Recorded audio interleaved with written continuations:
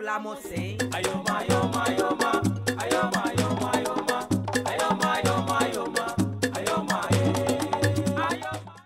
wanye men Ghana bi nyele na shome kemba sane son shi kani mate shi en bo na ke o feel okay nyame yo na shome ne ni glamo se no ne ni glamo se nyele ni bipi ni ke bahanye be kwa kasa ne ko twa wanye mi ko e ke nu shishi e wo ngene mbo mode lu se kanti me fe wo ke babie ne idan wo ba te shi wo ba nana Animal Liberty Industries Ventures ni yakwa ke mana skafio ni ke pasa no chumonelu wakaya eko shimene woshia ne emi edowa meni nimba blamo say ayoma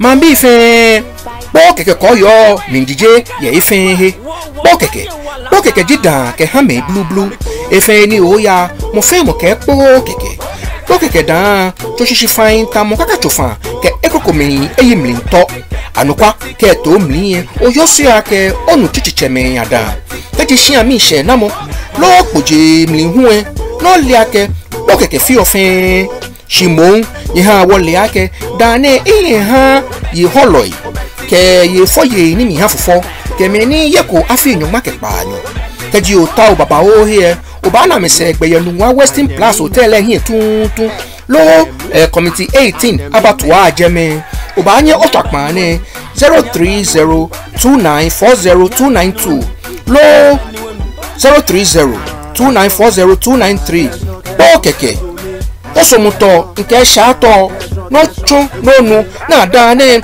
FDA ekwemi ni ameyoda si ake eyihan gbeme ife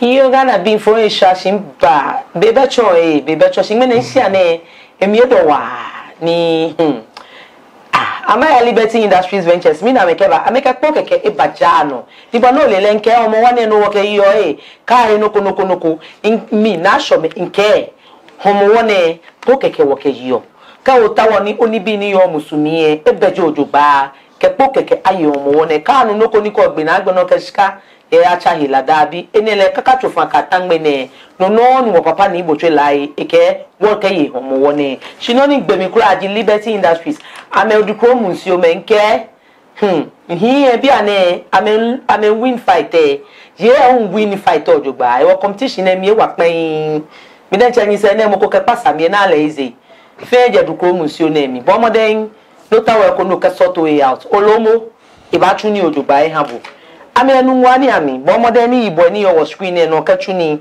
try me 03029400293 ke amashna akeko seje meke moto edukro munsio che na ashome about discountable many je nya ke cute cat parlor dochi ame hiemi ame pasa mi ojogba ye plamo se no many say e vinash ame ibo e screen no da na Italia ni wo na afi clothings e dan so man e ke hiemi ojogba Joabi Ventures backdrop ko na ke ba inawa item bag no fi anu e ha mi no tashi ofio ofe yala obituary no fi anu keke lasha e ba sort one mata on ke da ne e ba mi so bolo manu mi no tashi ofio koja ele aba na sho me mamo mi twetwe ni ke hie mi e bolo mu value for money ngene yo so iye na mawi iye ajuate pe ko interview ko ba ni akasane ko twa wo papa ko e ke enuko hi won shishi ewa po modern blame ke babie ne koni no na eyo we mo ni eba we shi wo ba kase no ko fi ohun ye elumo ye le yi tani no na hwe wo ka hwe pa no impa mi pe bu kemba glamo sen no yo national radon tole oyin eto wa oh to wa fitin osusanjin baba o ne ngbo ashoshi no anu o ngbe yin osusanjin e be fi nje no ni bansa mbabo te bi ene yo yemi impa wo pe bo ekun ke maglamo sen no shida nfta ye shi yan ni okebo iba no ni yin ago yojugba ncho pedromo mi na ke yojugba sole peni sade ko problem ke ake o shi ahini e meniji ogbena ojugba brofo ba call duties ni oke chuoni ye wo osune yo na show me ora don kenkle ma nga otubulo ke ni kwelo fe ke okli uno ke chuoni ye mango osu mamu fe ke ngweku yicho ke osu onupai osi ahini eji taflache isenim no ni abake je nchegbe ni se osi ahini egweku gbe ni shi akopotin gbe ni acho ame ajoate ajewo wion ateli wo shi ajo ayon pai dan ni kusun fe ji wonshi jemeji ajoate ewo je ajo awote acho jeme it's a whole statement ni a short in there ajewo wion ateli osuwe gbe ni je woje tomoboni osu fe wosu ni o ke ba se na ka no ajo atele hu na ka no eba ni be na accrete manche yilie ajo ate accrete ake ambeji meni amebato manche no ake game ni wo ye manche ni wo la ke wulo mo nye wo hie ke ba he wo mo fe mo le ake shi wo wulo mo ameji wo nu nchoi alo ameji wo mu mo mi chon mu mo beme na me nye wo hie beni wo kase manche yili ne balaka obayi manche that was when a boy neke behi ne aito wo ke di obayo siye ne ba na ke position say piye chi agbeyin in fact wo jema wo je de ka be yi chi ya me yo me wo una keda ke wa kase ke je hiko na ka oba bona to late na ka ke ba no inu ko ye mane ye Ghana ne inu ko osumo hini dan ni inu ko sesi ayini hu dan shi meni hawo lumoyeli na me chon wo lumoyeli ye osi ahini ne no ahu me bibio na ni ntashi ne shi na eniji ajoate hedi wota ne ni mabani na osi ahini mabani na mbani na no ni me ko me ke fia me na ni tako ame yosi odio money bo ame jio in any case me ko me agbe na me cho sabe bi mo pe ja ka fi nya me ka yimi onupa je me ko me hu na me ba nya ame for me no cho akeshi inni mu na be ni mi do se ni ni dashi ne ile moji no ko me agbe ne mi enu ni me ja ke osi ahini e le ti mo ni osu sen wu ani di sen kwa mi ni the symbol of authority le yo in charge okay no hano na in charge le yo in charge tomo mene bonu otashi ne ko su manche egbeshi na pe ajuate jiye na fi obi ni abashio osu manche palace san fefe ye ni osi ahin eji moni ashia ha ni abuole akunta ye gbejiano to na ye ni bi fe ni oshia na show sa ha le ejake stool shia stool yo ni di palace no leji moni yo in charge ni iko le ke gbejiano to yin ni o keje shebe ni ibalake jasi epe na fe kusufe which osi ahin is part of the jasi she afe kusun aha moni no eshe ni atole be ibalake osi ahin ye leji moni your final duty to perform on nakan manche ni atole lepe osi ahin bi epe nchaka moko be ni eto manche nchaka to manche you should take kusun yes in ke jase ba pe let's take it correct jase ba pe about all decisions right ke afa kusun awola chumi ya ke shi aba wola chumi ye awola chumi ye century ni aba wola chumi ye shia aba fe jase ba ye hu da se ni ke jase I'm talking of a collective body and not one person do see any pe je jase chepe je atofo chepe but a collective body ne ke ja mepe ni atu na kan kusun ni agbena osi ayin ni epe ji moni yo a final duty to perform like about your century me just say me say ni tash na me ko because of course one has to witness something no ameko make le tash say no shete ni chon ake eyi mu keke e present le back to the entire Jasi, which he is still the part of Nakamini Jasi, then they have to do a declaration. I can make a bongone, metrane, eyimu. Be an any king can be she. Nakan. Nuli. Or be bofembo nije about to manche. Nakan. Ma bibu, je mo crede kume kwa kashi. Be an sen kashi. Ani many ni bi okashwe beno. Before back any okay execute. Ka womanche. Yes, Nashome, Oirado, Esumoni Fe ni Mache Akaseni. Miji, Ebeche. Thank you very much. No, no, no, Jackie. Jambi, you say I need in Tane. Ni pen can be bashi beno. The fact that I can Miji Usi Ahini does not give me that authority. A mandate. And the mandate, Nimakake may permit me take decisions for installation of Osumanche. That's right. By the Jasi. Okay. Ni wo Jasi e won pay. Ni wo ke ni bi nhwe beno. Ta fla che moni etiye. Ni di ni kinkan sa ke woto wole. Ke woto ni kinkan won kwese. Whether wo ba to manche da na ba fu ni kinkan, abafu ni kinkan da ba to manche, it is the decision. The prerogative right of that of the Jasi as a body to take that decision. No, one year she jake, one man be community, you know. Ne yawa usu. Ye boa usu. Neba usuena. No one to bejano ni bahani betrane. Ke want to manche. Wo back to manche. Ni munso bai. Wasalumo ke fai pa mo jake chema ya boa o. Ni impama bibo sani fiyo ko ja kenjo su abato manchani sani bahi shibi ane hinti ya mami ewo be ke shibe ni hinti ne mo fia mo ba nu e wo shishin be twa ke mo fia mo nu ko e wo shen twa ke ko to den che hinti e ka shi to do nya chu he ni ten bia ne na jome iye manje na kai Oshana awo waye manje. Thank you very much. Aduko no ye manje. Davida. Teno we ye manje.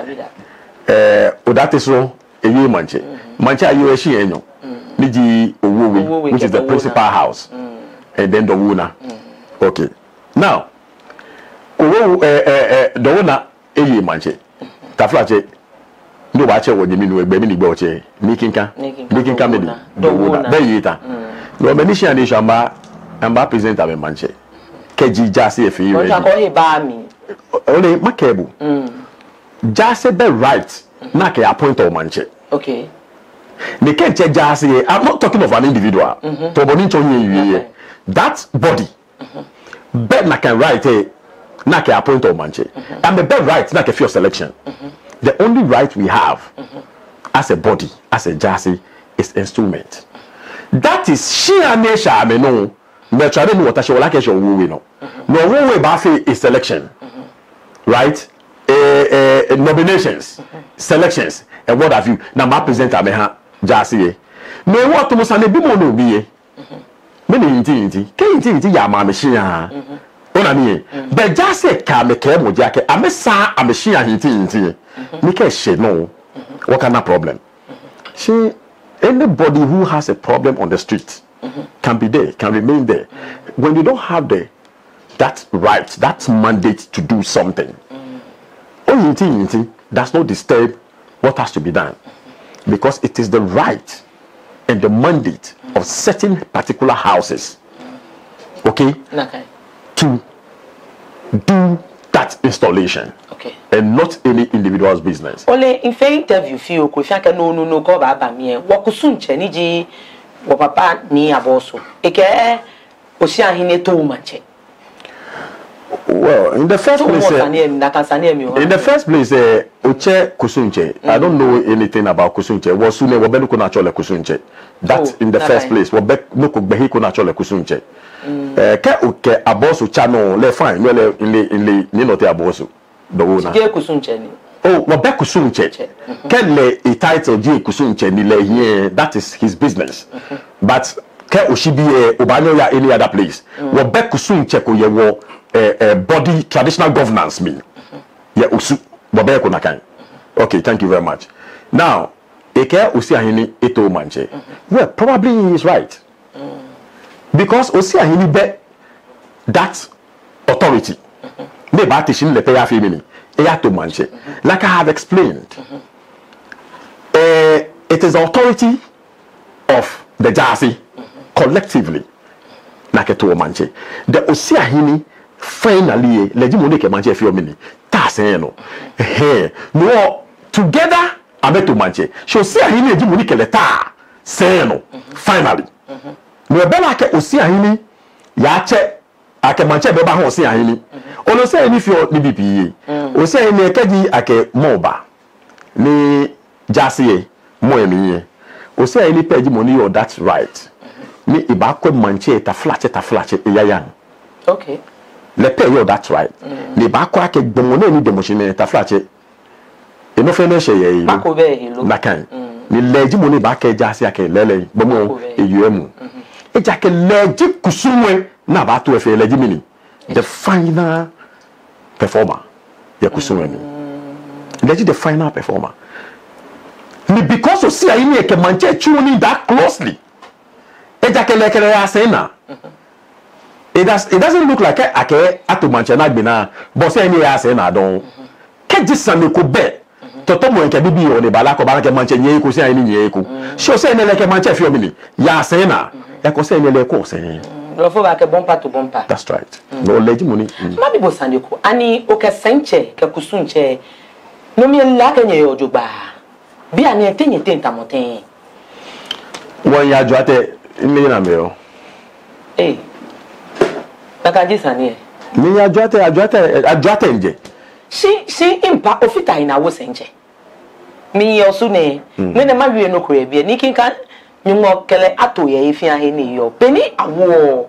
Ekina ke na shome. Sani baba. Ani ne ke sani ne. No nie ba alo minini. Na shome ni sani ne ba. Sani ne ba ji bia no ke senche. Ke mi boto ye emi ehin anye. Well, na shome ani makebu no ko. Ifita ahe na wo senche. Oh. Eja keshi ka ke mokoto senche minto senche. Right? Ka ke mokoto. Boto Minto senche. Enshi jake as of the time na ake perform installation right many of them fe mu ku be that right of installation. Okay. If I don't know, many of them fe they have no right whatsoever. Aja ashinte abato ulumo ebi ene. In a can interview ni. Ake boku na biage ni ne boku white. Ike jele tole. It doesn't matter. They can claim. Those are just assertions. That one is fine. But the point is, in case as of the time, not was sent as Kinkawi, member of Jasi, the only person who was there, okay, to supervise and make sure I can give the mandate for Kusum to be done is Nyosi Ayene. He has the right. And that background can be checked. Many roles Senche player, yeah, Jasi me. I don't want to go there. You don't want to go there. That one. Or many bano to Senche. Oh, it's a member of the Jasi. Yes, there must be a particular role. Need a play. Let me make it simple. Okay. Let me do this simple. Okay. In fact, I will not do rebuttal. Okay. I want people to learn from me. I have no time. This is an opportunity for me to let people understand. Okay. What the norms of tradition or traditional governance are. Okay. Now, Kinkawi, where Jasi, what Jasi she age, if you Jasi than the show. Okay, where Ajuate, where Adupuno, where Temowi, that way that is wrong. Okay, no, Temowi, I'm a sentiment. Do you know me, Mambalina? As to copy details about it, I cannot tell you. No, Mambalina, no one can say here, I okay. He mean chimi. Ejake isumoni machongo kushishi. Now, adupuno yejeme as Jasi. Okay? In trouble tell wake ameji senteme. Odate so yejeme as atufucheme. Niji shikato loy. Then usi ahini ake manchetolo. Right? It's simple. I think okay, this is it. As to money feel like a noko ni feel ni efemoko is the person's business. No me feel me you know ni nchahi adafie as to no ni moko feel le unke bi ehye yo onye me Ghana bi wo hia na bi edo ni na so me gege hia mi pipe jagbe na kabo onu no ko hye ye npasashi Animal Liberty Industries Ventures ni maba no workers sanegba ba cha no me mi mimba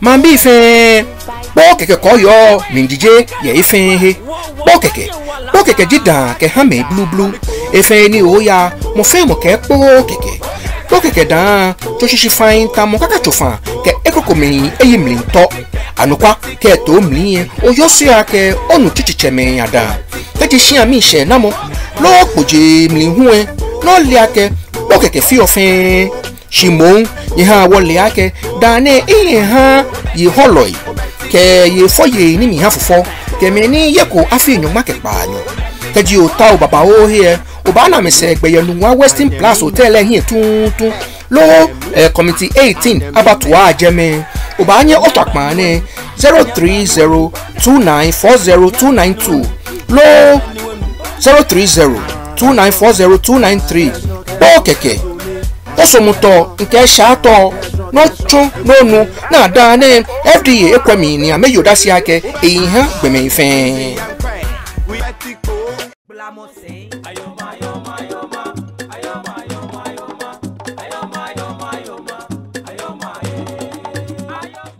yo wa yo su ni wa adwata we bon fe interview ni minwa ene la chole mother of all interviews na kan impa okay, I'll be interview at Woodba. I can't have Begana scan 14,000. Blema in an or back 140 million. Beni to Senche. Sani a bona wa 2 more mintain. We banna. Because a Malay can have me 14,000. It is a fact. Now, how will I have me 14,000? 14,000. Without much trouble, I mean, this is no money. But let me answer the question. Okay. You see, it's only I feel no. I feel that the mingabu, the program there no. It's only no. Minkeli senche. True help could you want to no me. It's about court could you want ya. And what they help me, no could ni shade about court could you want ya. No, balake near I feel introduced le. Could you manale? Minta mafi na kajeme short. No one can nale. I saw him to be mokoni taflache. I realized that no introduced wasaphobia hale koni ewame. It was true that in fact initially I thought ake ejo wuwi yake no ne ken yake eje numu e machine me ball no be one fini not wu as well, so I thought I knew that's right, but I thought ake ne ken numu e machine abeje ni not wu machine later we na ake eje tell we no okay be afi me nke meni yo he na fe ni me no na me no me wo ma tokole no me be me ko ni nka me wie epo because king can we sanini no he was not part of it whatsoever ni nka me wie ko no ko egbe no na ba cho ni obanyi woto wula lumo honestly mi bote ni bia mi keni ewo mi nke mo ba mi kala ko bra be ibango ake obe mi ni e time ni wo accept ni mo fe mo mi after my persuasion akeshin abatole ne balake be sake ihi woni bi fiu ona lele na kata me mi no yato ntoafo acheme ona mato ntoafo acheme o ke fe fitai ni wo fi o lele na kata me mi eba ihe balake o mama ile ka chake ihi ihe kente papai white in your colored ones yeah ihe 22 then 4 then he ohiniba 3 ihe asizigwa no tano ne ekumi akatamanso enyo akatamanso enyo le anokwali ekumi po baje mi ndi eja ke me white water wo no ni hani afike ba was not white, no I have to take it and then replace it mini baba o sunne agbene ejune no ni ewu keje eyite that is where the trouble is. Eke it was silver. Honestly speaking, I'm shooting that not in a J silver in here Brazil. J silver, if I get a Brazil silver and Jew, not silver and Jew, I don't know. I should know where. Anyway, it's a quality watch, but that is not good. It will go down. Honestly, it will go silver down. So let me excuse it. I don't know. She taflache ake ornaments ni wo wo cho ede no na ne ni bi nguke tashi ne wo cho le gold, right? Because that is the color. It has a symbol of that. That is the color. Okay. Now wo cho no ni number here ne wo cho le mini silver.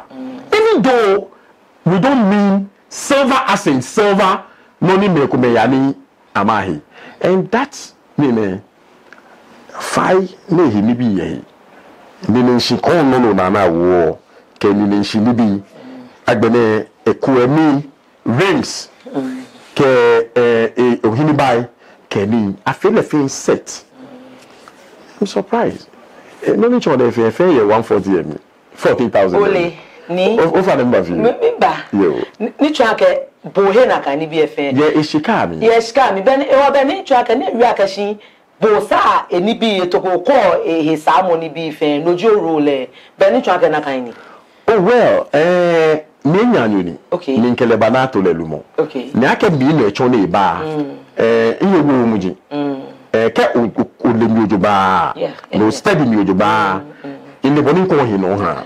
No iye wo muji. No kenke menye po ni ebe na to le po de nyenka o. Bini wo wo le chumi nke ni bi per the way I am, bomo ni ya women po ke bana ba share na le ya ha le yo ko no ba nyu ka fitai.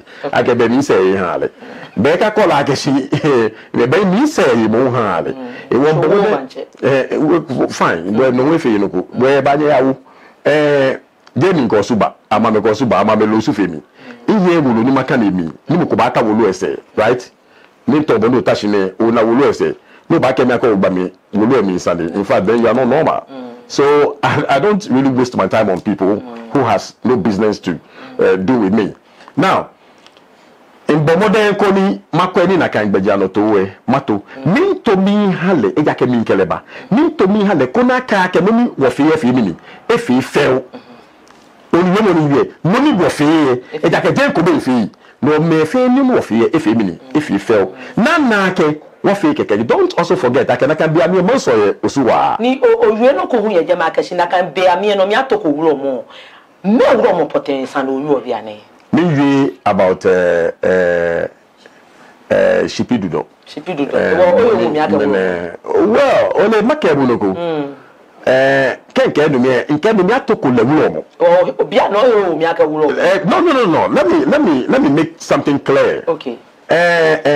Ito wulomo. Right? Ito wulomo. Nito Shipidudo. In benda kan higbe na keto. Kinka we yo mba shinte. No as to money di wulomo. Money je wulomo. In your interview mi aka ho klala. Moko we ye le ka ho klala mo fe money ayo klala keke le we cho yi. Moko. Well, probably anybody can at all can just go and buy klala. Le we cho yi moko. That is not my business. As to me ne inu aka ache wulomo. Okay, wulomo. Let's leave it so. As to he is not, or who is, it is the right of the Ashinte Jasi to prove. Okay, Ashimashiji. But initially, you were part of it. Part of what? Of Romo, now will obey. Ulo. Dabi. You work be. Have you been stabbed? Ajebwa. Dabi. Ajekubwa. Dabi. Eja kesu ye ni banye. No only. Bekome. No na fi o. Bekome ni le ameke jenye beke. Eh. No, I'm a soup that may benefit me now. Okay. Yes, among them. Nileake any opportunity, okay, they can have. I'm being careful actually because I want to educate people. So I don't feel careful. I want to educate people, okay. So I don't want to go off my way. Okay. Honestly, me tell my discipline didn't change. Okay. The fact is. Nah, yes. Into Ulomo. Okay. I've not been stabbed. Okay. It's stabbed Kobuku. Mokoto se bende. Ni koto se hube mokudi. Ni ya ihe. Ni ya. Me fe ni nke nyen wo ya. Won ya wo here. But national amaka ebodoko. When you mention this start thing. I've heard a whole lot of noise making. And I call that noise making. Because I'm not dead. I'm here. You are talking to me. When you're looking for me, you got me. I know where to get you. And I'm here. Is that not it? Okay, this is my palace. I'm here. Those that call themselves my friends, that some claim that I have stabbed them, knows me and know where to see me. No one that can stab again. Now, can you quit no no she nyanyo jibu? Ni nyanyo e develop on each onyani. No okejo sumu ni fite mo ba o ata woni esebe. Ole makebu. Initially we had two roads. Or two Jassy. No, let me say two fashions. Old road can new road. Yes. We had two fashions. The old and the new. The kinka ta new na. Ni no to wota old na. Right? Okay. Keji ebalaka ka ba fe unity e. Na meji many be o. Is it not these two fashions? Okay. And therefore keji buko ya consult ame. Alo buko try to bring them together. Na me ba na. De ka me. E wo keji obi pa ba na. Ni no to wo ke team. Mo no yo ni no to wo team e mi ye. Me akọ no osaboni ofita ekobe fi mo process e here. Aba appoint bo e je me. Ni many o mi kin ka side e ho. Na akọ many sa na kan process e afemini appoint ame. And together they came. Kodi akọ me I start the unity process. Okay. Of course, I admit here today and now, people may not be too comfortable and accept some of which are the starting point. I know Bonnie Ajilibi and Shiha. I agree with them. Okay. Because you cannot just disagree with everything. But me to every step we take is a process. Okay. No, I can't feel me. I come feel more process. Oko nebe neba sa taflache. Damo ba na lebi ni nye bi ba na nye de ni nye bi na nye shade nye be ya sa no lebi na ba na nye mo aje shikaje eko Dana ba she na she aje shikaje eko ni e bote chibuye ni bi ni te no jeme dana aje jeme na ba eko me ko je shikaje oju eni ewo ole na aje dana nyene anu biju kabisani ona kaji bo keche no na eteke ocheme aba kebu aba abubu koko. It's a process, and I'm believing gradually we are going to get there. I'm quiet and I've not spoken because me in time me wabi ami Isusu osi ahini men e wokele nye ni wofi ameke ni no to wo nye je nya ameke nye. Okay, I'm part of the team. But I am not the head of the team. You are part of the need or to Owo. Thank you very much. That should be fun. You are part of Nino to Owo. Hinti. No, you cannot do the problem. Oh, but you can't what team made me a problem, baby. Problem, Daddy, hey. Only we're dictionary. Your team were personal dictionary. You problem, baby. Okay. Solutions, you me. And you are like a politician say, "Ke amebote wo lumoyeli ami." Ani tenye hiyo lenye hate. Ani esaka ameba mi. It is yes and it is no. Yes, because that politician never just go. Beke politician je lumoyeli shia. Wo mami first lady, wo mami okanko. Je osu ije. Je osu. Nka no. Thank you very much. Ni Eshia de je den cha yo lumoyemi. Right, okay. No efe mi ake sake politicians aji ame keje manche masaji ame ake keji ijeshia ame keke lewe na equity yata e ba play influential mineko ye elibi ame hemi ehi ni make no we je ake where they want to dictate by imposing their choices on the people.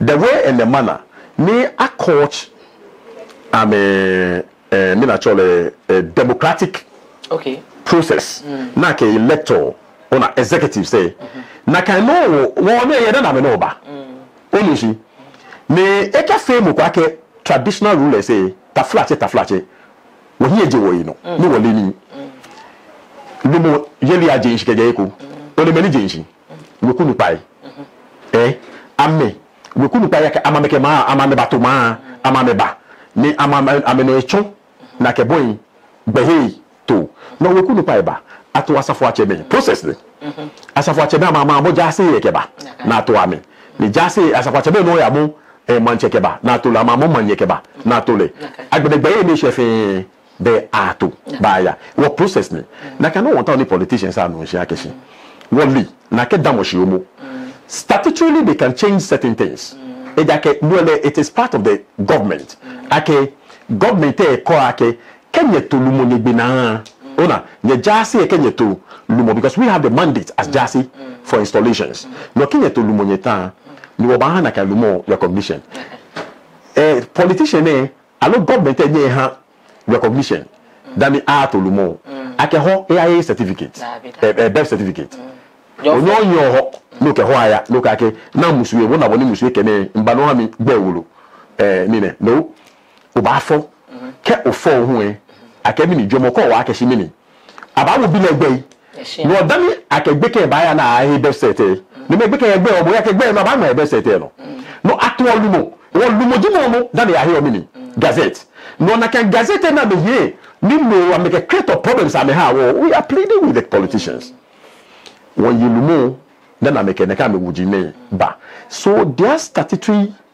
norm say should not interfere to the tradition that is into the traditional norms mama jeme ona akashi because of hinting keni bi ne we ekola we ministry ni ekwo ne chieftaincy issues ne meneka ajele meneka ajemi we fi aka no hewo government take no pa koni ke ahebo awo mi ko na gazette ko ya amukwa abaidon ani to na le de mindre mojinu the initial reasons or let me say okay the very reason to create that particular structure okay which is the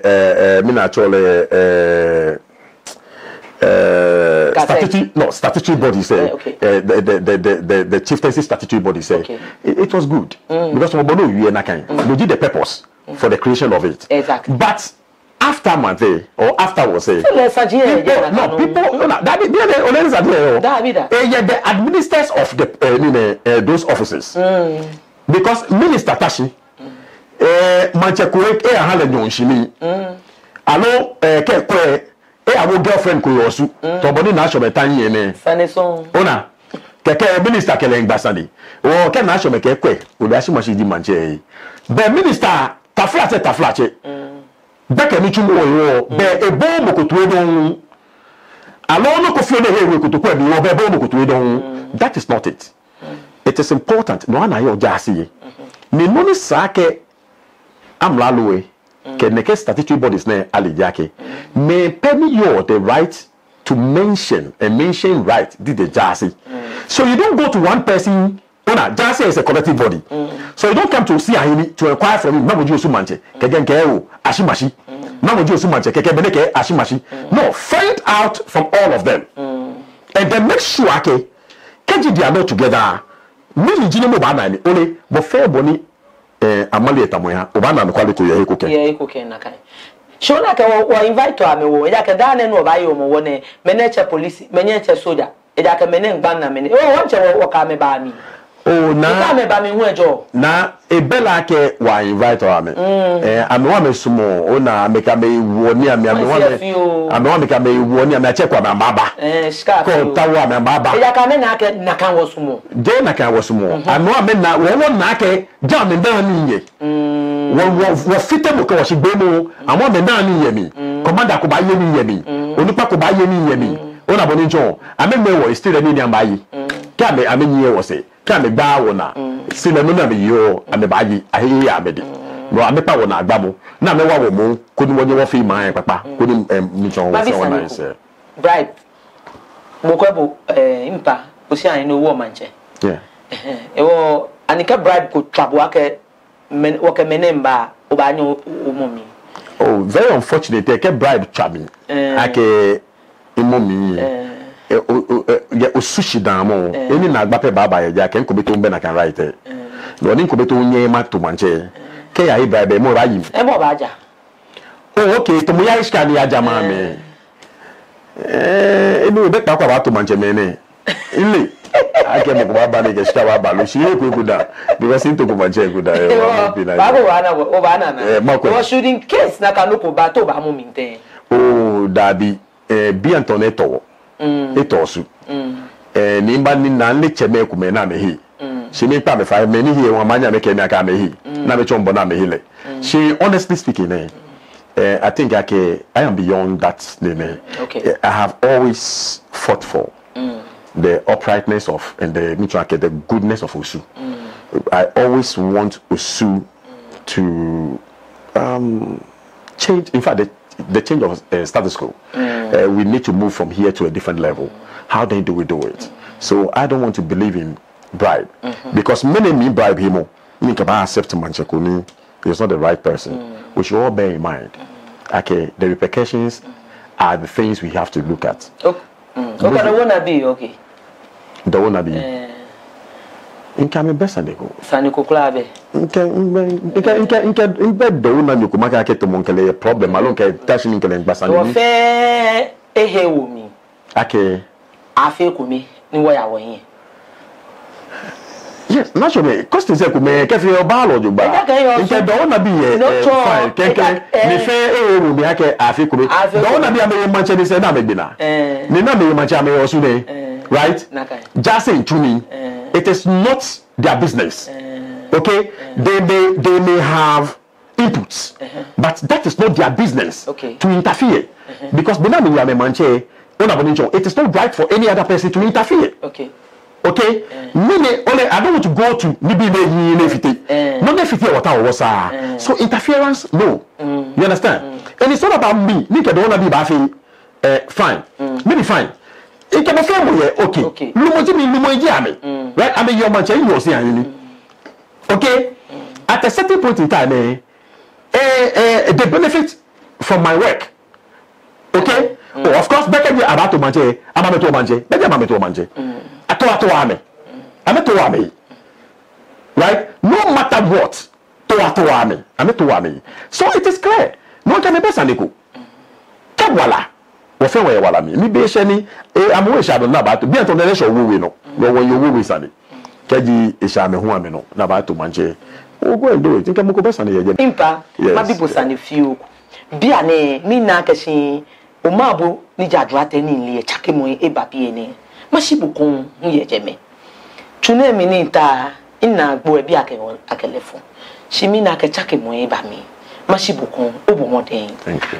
Obi enye bi for kemo here for obo modern wa boni ba na ye bi ene ko ya no show bi ye ko me ami ni mi no gele ba chu je o keke bi enye bi ye for ko e no shi mi kon ni shibu kon ye na me o ba shi ko me ami ko ni bi ane ma bisa neku akashin ake ajuate ni ji o ma bowe ni ji inawe saneko kula be bi ene ye okay hami boni ba na le bi ane homo wo ni wo mo ba ye meni ni bi ni ji inawe unye ka hwe gbe no ni oba ye wo homo wo ye to enjoy me yo na o ra don she quickly ake osi ahini ni taflache mi ndomo mana ya adwate be fa ama fi one correction okay bi na cho bi adwate ni je o ma bo bi peje bi na wo ye Adum West ni tashe mi ndi Adumwa where notes me different in about 7 or so ni ajebi na mo mabu no mabu be is one part of the family. Okay now tomo bejano to no chona keshi beno yes adwate ni sene no to afa interview ne obana keke mo fe mo actually Adwate is very powerful. Hey, okwa interview wa. Very well. Adwate is very powerful. Of course, Dana's money a little, allow I bring the spirit of the powerful ones down. But you see, spiritually, physically, I'm that strong, and therefore I don't look back. No shaking. It's not part of me. He shaming being born. The war. Many work one for you before laying position. Taflache making choice. Or was accept ake le Josu manche. ni echonse bona fi ko ni ha wato enjole ni wonye wokefe mi woketo meni shia ni shia me no wonye wato manche ko ni wocha ni chumu ni ne wo blemahi ni gba wo na ni wocha no no wo Adwoata is one of the houses ni wo fi ake afine ake omo wa yele bele o je because of COVID she because of yalani wona meji making cash be mo wo obayi mo fe obayi ye hia lele it's one my action she mean pay Adwoata bi na ni me keni fe hia ni obayi le bele o wo hia na hia pe oba tafi o wo fi loko gidigidi ke be ye she mo fe mo aba hia to bona me ba da afie me twa na emu e ko be fi mo e wo bo mo ni ponike okwe ni osi ayi ni ye no tawo isa de bu nje bo mo de no ba e fi no ko ono osi ayi fi bu no ko bo nye ba yo da nye ba mo ni sumo ni ba mo ni ba ko down bo e ba we are here we receive all of you ko ni ngba na bi ana ba to owi akashi aba akwa ka banya to manche alo aba ka banya to manche dana funi kinka alo aba funi kinka dana to manche ani ekato enjole baba. How peaceful is that going to be? Antina, Papa. Noni make jake. Waka take away and begin to laugh when we rather have to be steady. So I won't deceive myself. Everything will go smoothly. Okay. And that nothing will go wrong. I wouldn't. Because even Nyebike Chebipu, I'm a common. So I want to believe people who has interest. Na me je lumoshia, alo be je shia ni sha me no. But this time mo fe mo ebo no ko fi mo. Oba na mo ko ebo ahino wo. Mo ko ebo hini ba wo. Mo ko nbe tele ke yin ba wo kon no na ke lo ke yi esale. Mo fe mo ba fi no ni. That's right. Eja ke se gbe ko shi. Eja ke se hi ba kan. Okay. Me he wo be mo fe mo ba fi no ni sumo. But that is not the problem. The problem is whether or not when one of them is chosen, the rest, because the person that will be chosen may not be the most intelligent person among them, but there may be certain qualifications that qualify the person. Not choose na kaimo. I expect yake saka metisha meshi. She ani ame momi. No ko me moni ke ba wunga ke chonsa ni bi moni no jake. Wona wole yake ke wo fe woje wo ni wo fe wa agblaya ni wo ke ba ni lu ko me yo mi wo fe wona ise. The most unfortunate thing is ke wa hokoko ami wa hoyi kokudo ni wo henyo nshini o de boni baale na aha usi ahini 1 billion lele I 1 billion. Be wale obi mi isumo lori aloje na kan. Do sky yen kutuko mi nketo. Oloni bayi. Coffee, ice cream, leke oloni wo. Ke he ka po ba na ke lele. Aswa mi yeska bi ke yeska. O bi de chete lumba. E ga ko ni si ska do ke fe noko papa. Ni ba ha mi se na mo afi mi ni. Abayi. Just saturi. Because saturi de jabaji bo. Wa gbe ba se ko me no saturi wo ma ba bo ji won gbe. Ya ka ma me ni no ojuwo. Why don't we come together? Ona, ni wo fe instead of 1 billion na ha mi. E ko le poke wo fe lo ju ba ke gbe ko mi na kai mi no ni ba je mi ke ba ba ni ma 2 billion. Ni po de che ke shi anta wo ya he ba ni ma ai. Shi ke ojushi no fe pa o fite ni ye fe. La gbe no ona bo no ba fe no ba ya o hin. Ni wo lele osu ehye manchele is about wo we bi ye ni ame ba jaji abegbe boni wo ba mi na le ni cheme to gbeja no onye se ni wo fi shu ake wo ba nya me na jana to boni ncho yin wie nke tradition governance statutory norms cannot change it. Statutory norms cannot change it. Tradition is tradition. No le ale lawyer ko ne taike Davida ne baba de ba cho wo boni wo ba isu ha na kan ji boni atolate na ke ba mashi akọ won we kushipon ko ye go se to mo mi ten ne ke ya won we kushipon be we kushipon ni lele ni well it's unfortunate that get we kushipon hu ni isko na be chon ko ti e mo ko eje mi Because honestly, I'm a church one and you are here. I could have just brushed it off. But I want you to help me by use your team. I think now should do that investigations for you. Okay? I think I have spoken to the touch. Something has gone on. And I was doing that person cannot confront me. But now, no penny of Jackie. But I make a honchpon. She check it. I mean, conflicting things. I can check it in Kevin. I can't hold. Shagag, but the way check it in Kevin mean bad. Is that what they said? No, Kaji Obaka Kemo Chaki. Then it means I can have a proof. I don't know. They should give you just a side plan. No, I feel search. Ona, I can shipon a yemi.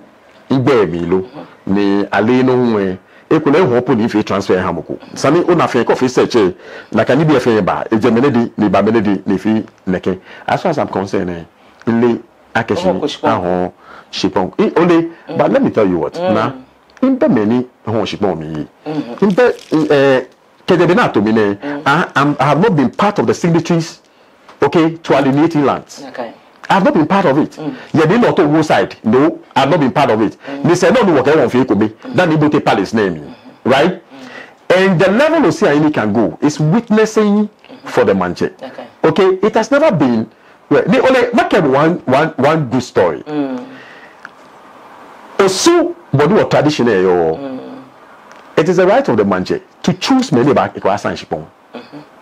Manche they choose all. No, let me decide. Share a council. A lot more. Just anywhere here. Or I don't advise. No, echo me. Let me borrow that one. I can not to woofy. Ni mama ni na jake. Let me say jake. It choose heads of the quarters. What about John? So say any pobani. Over on mission. Where 4 quarters. Where choose a minute. Can be few minutes. Sound. Na can obo say any pobani. Then jake wo papa ni ashon ni baba mi. No, ni ashon baba. Head of quarter. Baby. Their family, quarter, King away, quarter. When I want to join, the Manche, or Manche, automatic head of quarter. No, let represent King away. Where you know being a Uhami? You know being yours. Etoame. Well, you know being yours soon, Etoame. I know calling me Bay. Ke kutumponi be ni yito ni nka blame ko men ke bani nke bato amelumo ke kome o blanta manche me kome ni mbafi to afo achebe ke dibi nefe. It's about creating an environment, congenial environment. Ni amenya me bua yutena koni agbenele ho ame solicit for jobs ona out there because what you just said won nake osu e won gbeshi ni bi baba wo ami osu ye no shi osu bani osu ye no wa she osu ji many beni nkra ke oba osu e I can say okay we are one or two of the best schools. Okay, we actually owns the government machinery here. We house them. Whatever it is, they at Bache businesses if you are Chicago Osuema. Okay. But where are we? Very unfortunate, Nene. Ewo Mingu Wamambianga. Mingu Yutenga. Shinganima Wamejake.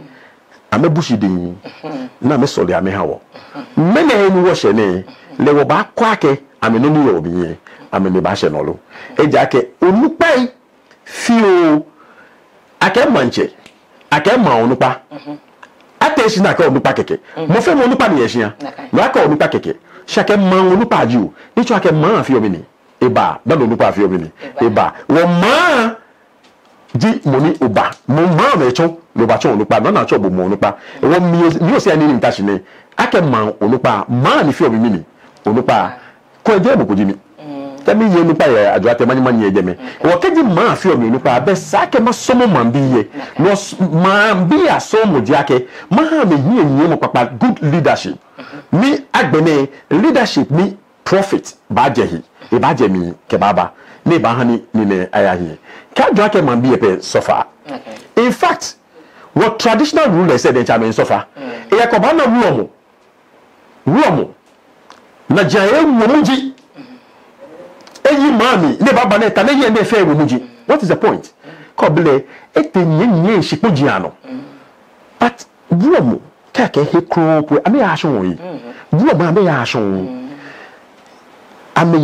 ame gbachuna he ko be da me take epo ame kwa eje mi no na me follow ni kenye to echule to baale mo ko echule efe ni me ne wo ame nyi ofi ne ejake tafrache onipa forgive me anemi humu yame me I don't blame them ejake what will imagine ache me ni I'm interested is all about ame no ame dwe lumani ehwe ai na no baba fe me interview ne o shinko no mo bomoden BFA fine share na yin nchake alode na ke bo na ke afi una ma we bo na ke veranda ma afi tiles afi ni bi okay imomo nye me ekome kedi bi na afi the point is imo mo na shika ni go afi ne kedi bi ne una ake mo no pa de ka aja na ha mi ekowe no jini ni nka ba wa ehia bi the scholarship ba na aja na ha mi ekowe nka ba wa ehia bi but this time round there we will do it better okay but we are hoping ake mambi ba wa wo koni wonye wo fi ni se da ma bai kona gbewe mo ha me ni wa ya ona gbewe mo jake make mambi fe ake komi fi mo no mi he wale yo wo man onupa ife hu makame ake won twa osu heni ni e kan akefon jeme o fa ni kosi ayi ni to manche bo ehun ajoate jo sande ni yo si asande ko ye gbeku ke gbeku kura ka fitai ka nyi no wo ma asande no ke nyi ma mi no wo wa bo no ha ni ma ye hie shiba wo ma onu pa ya nga ko mepe keji anytime you get the opportunity to sit with Nashomen or any other reporter or media, please, this is a simple advice. Say what is good and presentable. Tell the people why you were installed and tell them what you can do for them. Tell them the difference you are coming to effect that is going to bring the change they needed and the positive change in their lives. Don't talk about people. I don't have that time. Can I show me be I can ya feel again, I can ya feel again. Ibana, name Sunday song can you buy? Show no pie, kutum poefa. Neji ayemi. Nature journey. Kuni maya do. Chanu manya blow. Oh fine. In sponsors. Kejuabi Ventures. I met them bag fair for Kenny be near me. I can't feel money in Kelebag Bassani. Okay, Hale. You will find any. Me have wafi. Afi anibani na wo. Show when you gadan baby. Hey, wako papa ko no fi ano niji osuko shine niji wo papa no te adumwa. Egbasani ye bi ene ni bono ta wo no nule e ke fe ha bo pepepe. Wo ko te wie mo bono nule jwe mo le na kai ke eko akagbe. Ke opleje mba mmene ochi hu efe be eko. Nyemi yo na asho me kaje ajuata we niji ina ma we ye osuwe nke nyekeshi akwemojo. Blamo say ayoma